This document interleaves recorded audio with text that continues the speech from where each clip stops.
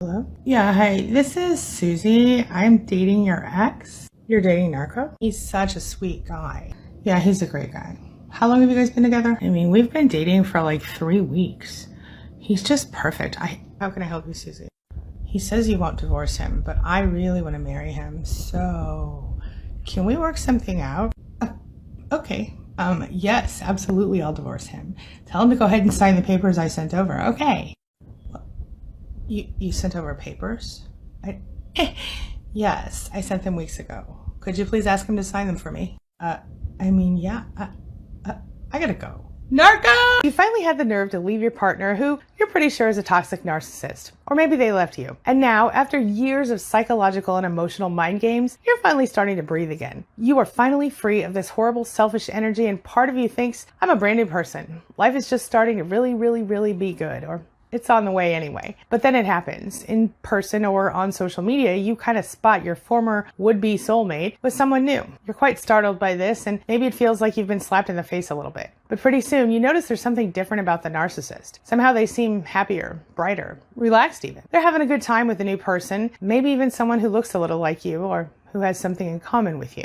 They're laughing, they're talking, and they're even being charming. You wonder, who is this person? You're confused, you're hurt, you're angry. This person's a far cry from the narcissist you recently knew. Somehow your ex has transformed themselves back into the amazing person you fell in love with. What in the world is going on here? But seconds later, almost as if time is moving in slow motion, you realize what's happening. Your narcissist has found their next victim, and they are in the process of love bombing this person. And for just a moment, you get a front row seat.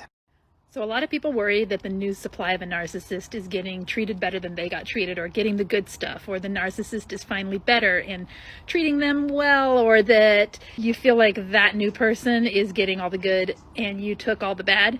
Well, you can stop worrying right now. They are not. It only looks that way. What that person is getting is called groomed. They are getting groomed to believe that the narcissist is a good person and going to be an amazing partner and being love bombed and being future faked, and they're being groomed and trauma bonded just like you were. So let go of the worry and focus on your own healing, because that is the path to recovering from narcissistic abuse. Will the narcissist change for the new supply? Will they take everything I try to teach them and use it successfully in a new relationship? Listen, I know it stings. I know it hurts when you see the person you fell in love with re-emerging after you've been away for a while. And I also know that you wonder at least a little bit if somehow the narcissist was right all along and it really was just you. Side note, I promise you it wasn't. But let's talk about it.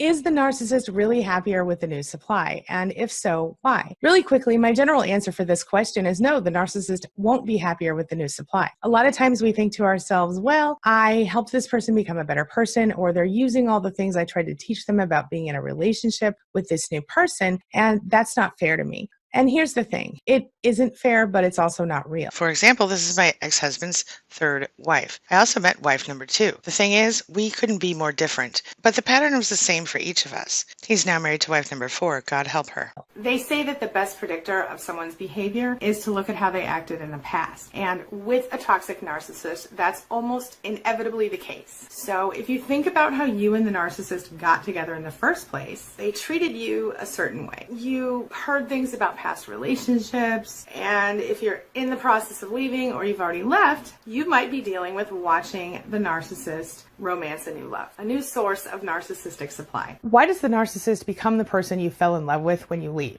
Well, let's have a reality check, my friend. You were never the problem in your toxic relationship. I'm not saying you were perfect. I'm not saying you didn't make mistakes. I'm just saying the majority of your issues in the relationship were a direct reaction to the mind games and manipulation that you were putting up with in the relationship. First, allow me to acknowledge that while every step in the healing process after a toxic relationship with a narcissist can be very painful, this one that we're talking about today is probably one of the most confusing. See, while the bigger part of you knows that the narcissist is never going to really change, this other little part of you might still even love them a little bit, or to put it more accurately, love the version of them that you once believed was real. You know, the one you signed up for in the first place. And that's the part of them that they're now parading around. It's like you're mourning that version of the narcissist all over again. But let me repeat, the problem was not you. The problem was that the narcissist took you for granted. They got used to having you around. They got spoiled by you and your supply. And maybe they got got bored, or maybe you demanded that they behave like an actual grown-up, or their manipulation stopped working, or they got shiny new object syndrome, or they decided they didn't love you anymore, or whatever, and they left to pursue whatever it was that they wanted in that moment. Or maybe you finally had enough and you left them. Either way, the relationship ended and you moved on, or at least you're trying to now. But you keep asking yourself that question. Will the narcissist treat someone else better? Is the new supply going to get a better deal than you had? What you're really seeing is the love bombing phase. See, narcissistic abuse goes in cycles. Love bombing, devalue, discard, hoovering, love bombing, devalue, discard, hoovering. You have the love bombing where they're idealizing you. They're making everything seem amazing. And then they start to think you're human and they start to not like you as much. And eventually they either emotionally or actually discard you in the relationship. And then they try to suck you back in. Many times this cycle goes on for years or even decades. But in any case, when they get with a new supply, they're going to be in the love bombing phase for a while. Maybe it would help you to understand why the narcissist has suddenly become Mr. or Ms. Perfect again. And here's the truth. Now that the relationship has ended, whether it was the narcissist's idea or yours to end things, the narcissist was left without a source of regular narcissistic supply, and it's not possible for a narcissist to exist long without it. Sure, they'll have their little circle of supply, they'll have their friends, family members, even people they've cheated with. But now that you're no longer officially together, the narcissist is out there on the prowl again, seeking out the new source of narcissistic supply that they need to save them from themselves. This is normal. It's exactly what you should expect from a toxic narcissist. And while a small part of you might secretly hate the new supply, the other part of you sadly knows that it isn't going to be all hearts and flowers for the new supply either. That's right, if you really think about it, you're going to know exactly how this story's going to go. As you know, narcissists are very difficult to live with, and even a reasonably intelligent person would kind of feel ashamed of themselves for tolerating the narcissist's manipulative tactics. And then before you know it, you might not see it from the outside, but chances are that the devalue and the discard goes on in their relationship as well. In reality, even though it might feel like you should be a little jealous of the new supply, the truth is you should probably feel a little bit sorry for him or her. The new supply is probably keeping any of their drama and BS that's going on under wraps right now. And if you're being honest, you might have done the same thing back then, especially on social media. One question I hear all the time is, should I tell the new supply? Do I have an ethical obligation to tell the new supply what they're getting themselves into? And unfortunately, unless that person is like your sister or your cousin or your very best friend in the world, you can't tell the new supply. I mean, you can try.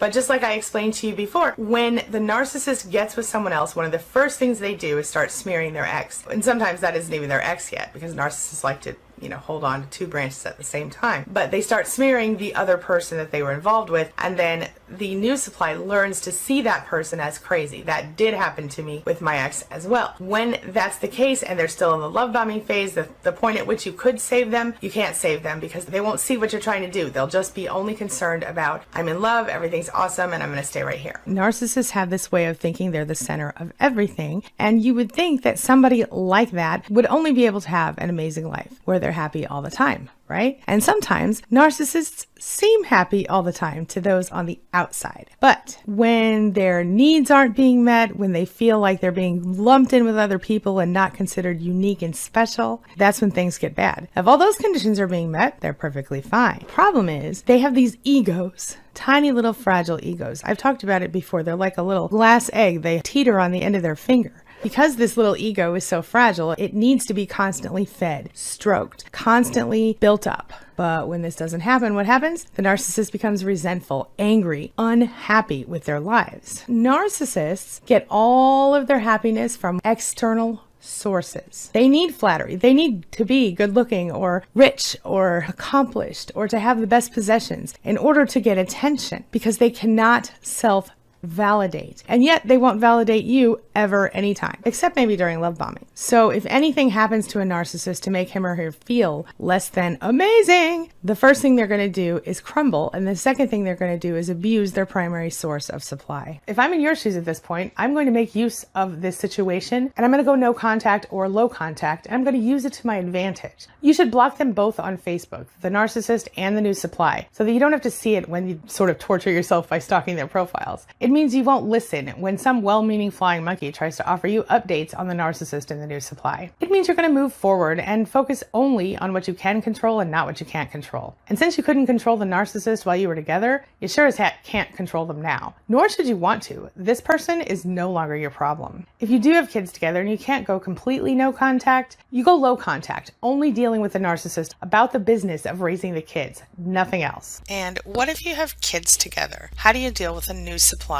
when kids are involved? Chances are that you're already aware of the fact that dealing with a narcissist parent in any capacity puts a child at serious risk for long-term emotional and psychological trauma. Obviously, the more you can do to support them in this case, the better, but there are a few things you have to remember first. Number one, you can't make this about something you've done wrong. You can't blame yourself for this situation. So if you are struggling with feelings of self-blame or regret, or I'm sorry that I made that person my children's father, whatever it is, recognize that we all feel that way once we recognize what we're going through. It's not just you. But you also have to recognize that it's not your fault. You didn't sign up to be with a narcissist. And chances are you didn't recognize it until it was far too late. The fact of the matter is narcissists are really good at sucking people in. During love bombing, which we also call idealization, narcissists very often hide their true nature. And some of them hide it long enough that we end up having children with them. Some of them come out with it sooner, but we don't recognize it because maybe we grew up in a toxic home. Or there's also the fact that this type of abuse is incredibly subtle, hard to detect sometimes, especially because very often the narcissist blames you or the source of narcissistic supply for the problem. Anyway, whatever the reason was that you chose to get involved with this person, now you know better. And that is good.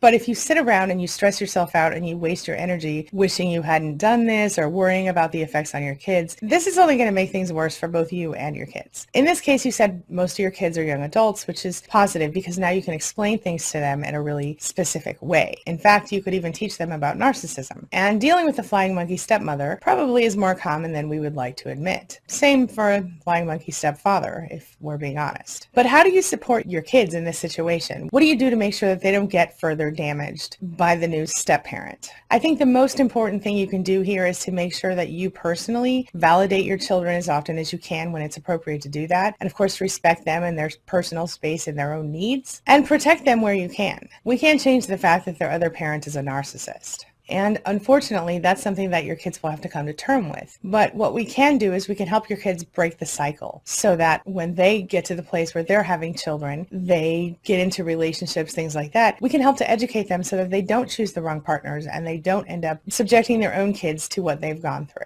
And you can do a lot to help make it better for your kids. You can help them develop coping skills. Like I said before, validating their feelings is a huge part of all of this. A narcissistic parent, by nature, invalidates their children, their spouse, anyone that's in their inner circle. This may include the flying monkey step-parent, but that's not your concern here. Validating their feelings will allow them to recognize, number one, I'm not crazy. Number two, my feelings are real and my feelings are valid. I know growing up, that was one of the biggest things I struggled with, was feeling like my feelings weren't real and they weren't valid and I didn't matter.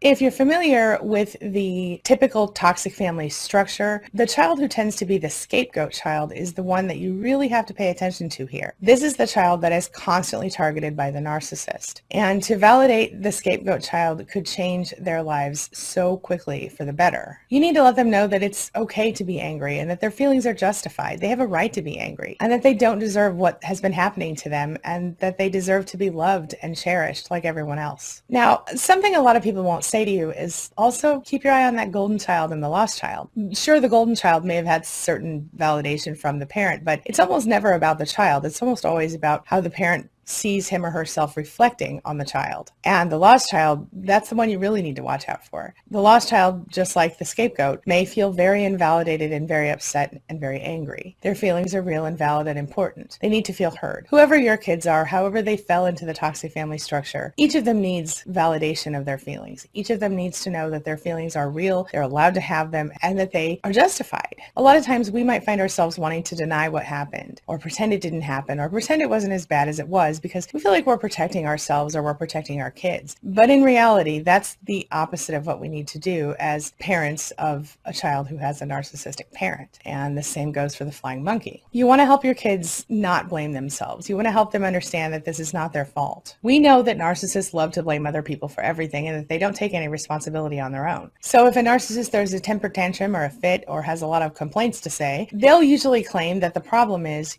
you. You made them do that somehow. You made them have all the complaints, or you made them have a problem with you. And the same goes for your kids. Narcissists need to believe that they're above everyone else. They're too good for that stuff. See, they have to think that they're above it because they need to cover themselves or protect themselves from seeing the actual truth about themselves. In reality, they feel inferior. Blaming other people, including and especially sometimes the scapegoated child, adult or otherwise, well, it's like second nature for the narcissist. It's something they literally almost need to do. So how do you help your kids? So helping them understand the truth and helping them understand what they've gone through, that the blame is not right, that it's not acceptable, it's unfounded, it isn't real, it's not their fault. Well, that's going to go a long way for the kids. It's going to really take a burden off their shoulders, if you will. So depending on the age of your kids, I know in your case you said they were young adults. Like I said, you can tell them everything. For kids of different ages, just tell them what you can tell them, given their age and intellectual ability to understand, without demonizing the other parents. Tell them the facts, not the feelings, and teach them how to deal with what happens from that point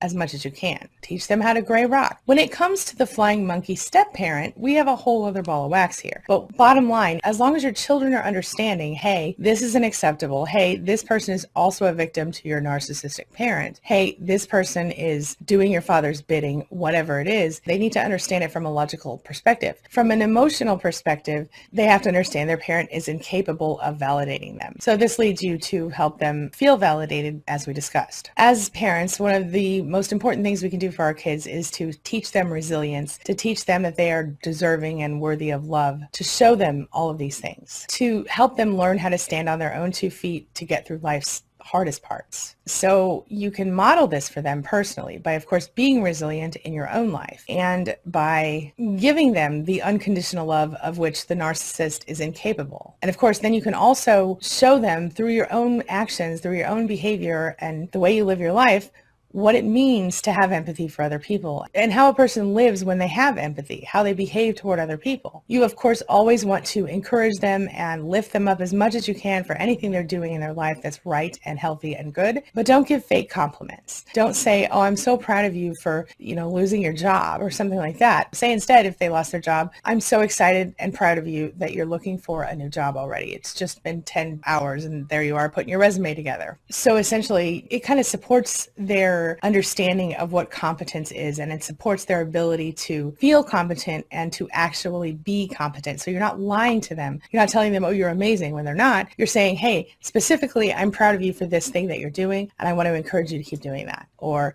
hey, it's really cool that you're making the choice to stop doing this thing, and I want to encourage you to stay on that path, whatever that is. And of course, you want to reinforce their ability to feel self-confident as much as you can and teach them to listen to themselves, listen to their own instincts, listen to what it is they feel when they're around someone, because that lesson, that ability to understand how you feel when you're around another person, that's really the key to figuring out who's toxic and who's not in your life. If you really think about it, if you're spending time with someone and you don't ever feel comfortable around that person, you don't ever kind of let your guard down and feel relaxed around that person probably isn't good for your life. Whether you want to call them toxic or you want to call them a narcissist or whatever you want to call them, if someone makes you feel yucky every time you spend time with them, that's a sign that person probably doesn't belong in your everyday life. The last thing I would say is that you might notice that your children tend to take out their anger on you sometimes, or at least vent their anger to you, and you might feel frustrated and overwhelmed by this, especially if it's still kind of a new painful situation for you, in which case I would say make a point of not taking it personally. It's hard to do it sometimes, but recognize what your children are saying. Even if you can't actually give them an answer, simply validate them. Oh, honey, I so understand how that feels. I wish there was something I could do to help you. But here's a way that you can deal. Teach them the gray rock method. Don't show them your emotions. Don't give them your emotions. They can refuse to speak to the stepmother if they want to, but that's only going to cause the father to pull further away in this case. And if that's the case, in my opinion, so be it. If it's a problem for your children are going to have to make some choices. They're going to have to make the choice to either continue the relationship in a modified way or to let go of the relationship because it's unhealthy for them. But how do you deal with the painful reality of watching the narcissist be perfect for someone else? Number 1, see the patterns. Start by remembering what you dealt with and by recognizing what the new supply will deal with soon enough if they're not already going through it. And even if you're tempted to warn your narcissist new supply about what they're getting themselves into, don't do it, even if your intentions are good. Since chances are they're still in the love bombing or idealization phase, and since your ex has probably told them a lot of big lies about you, they're not going to believe you anyway, and you're going to end up regretting the decision to reach out for a number of reasons. Number 2, realize the truth. Don't sit around thinking that the narcissist's new supply is going to end up getting the benefit of all the hard work you did trying to fix them. It doesn't work like that. The narcissist is and always was exactly who they are. They always will be. They don't change. I'm not saying they can't change, because I believe that if a narcissist were to really dig in and discover and heal their core wounds, it might be possible. But in all the years I've worked in this business, I've never seen it happen. And I've never seen it happen with any narcissist in my own life, nor anyone that I've worked with. I've interviewed a number of psychologists and other experts in this industry who will tell you the same thing. A narcissist does not change. Not for long anyway. The most you're going to get out of them is a temporary behavior modification, and that is only if the narcissist gets something out of it. Number 3, grieve the relationship. This is somewhere I failed in my early recovery. Rather than grieving the relationship, I thought it would be a good idea to avoid my feelings and just move forward. That turned out to be a terrible idea because it would later come back and bite me in the butt.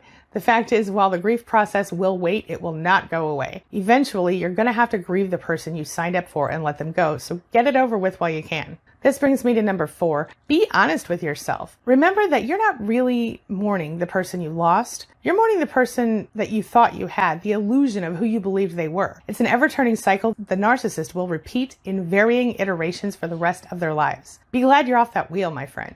This brings me to number 5. Put yourself first for once. Stay focused on you, making your own life better. You have already been tortured enough. If you let this situation continue to make you miserable, you're only allowing the narcissist to continue the abuse and to control you from far away. Take back your life, my friend, and choose to be happy in your own way. Focus on what you can control, not what you can't. That brings me to number 6. Put the focus on healing. It's time for you to heal and start to release the anger and the sadness. As you work on your own healing, the layers of anger and sadness will soon disappear. One of the hardest things for me and for many survivors of these kinds of relationships was mourning the illusion of that perfect relationship that we truly wanted to believe that we had. Letting that go was a big step for me, and many other survivors have told me the same thing. That brings me to number 7. Don't overthink the new supply. Never compare yourself to the new supply unless it's to feel sorry for them, as you take note of the pattern that you're thankfully no longer subjected to in your own life.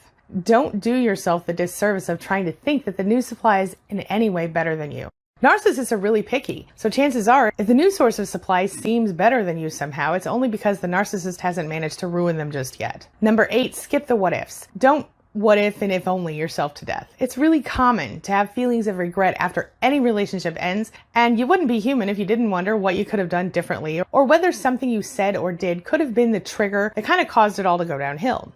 But that's not the truth, and it's not helping you. It's only causing you more pain, and chances are you couldn't have changed the situation anyway without going completely insane trying to make the narcissist happy. But you were going for something that was impossible, because remember, the narcissist will never be truly happy.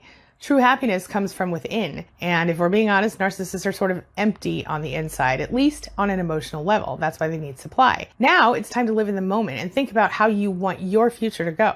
So what do you think?